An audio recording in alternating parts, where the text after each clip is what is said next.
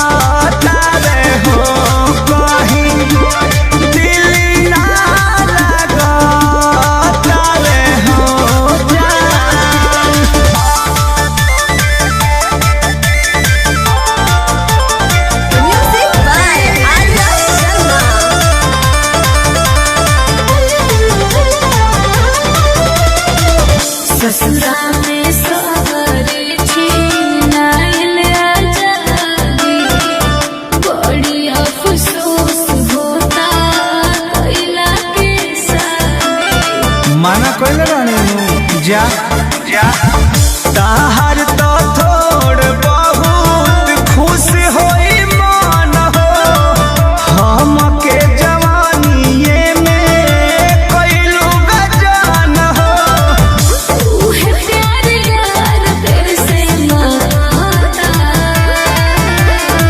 तू ही नु चल गलू अरे लगे आसो के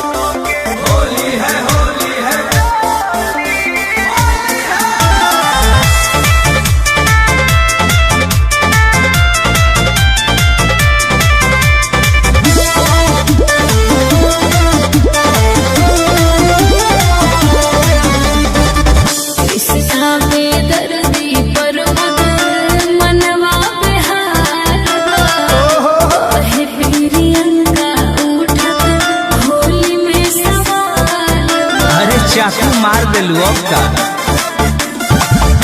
गहिला के तहरा हमारा बहुते मलाल बा। सोनू रंजीत अगुआ भइल दलाल बा।